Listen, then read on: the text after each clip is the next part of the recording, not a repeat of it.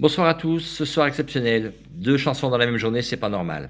Mais bon, merci Le Mas. La France par Jean Ferrat, d'après une adaptation réaliste de Le Mas.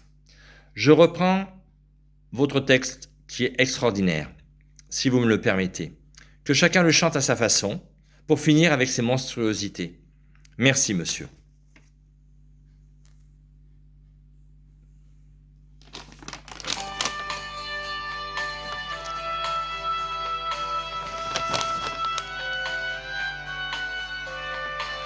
Une vague de francophobie s'est abattue sur le pays que nos aïeux ont fasciné.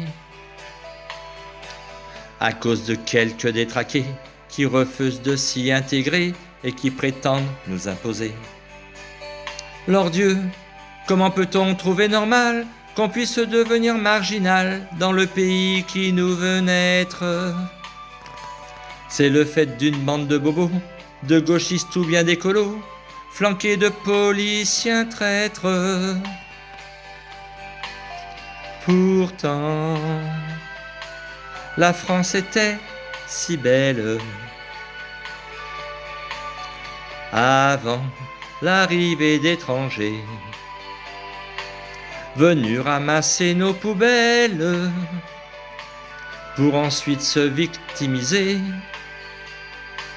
On voyait passer les minettes sans aucun voile sur leur tête, des marches souples et taille fines. Rien ne pouvait laisser penser qu'un jour elles seraient accusées d'exercer un métier indigne. Le signe qui montre que la liberté de vivre ça comme il nous plaît est réprimée par le prophète.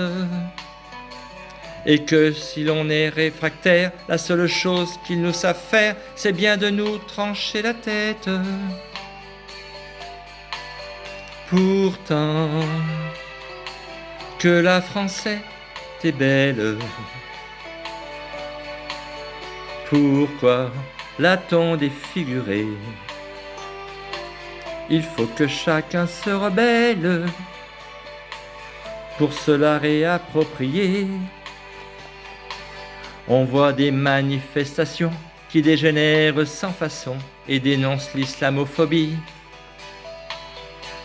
En scandant des propos racistes, en singeant des actes fascistes qui ont marqué des décennies. Nenni, ce sont ces mêmes tortionnaires qui ont inventé ces chimères et génèrent les amalgames. Ils font semblant d'être croyants en trahissant les vrais musulmans, victimes de ces déchets infâmes.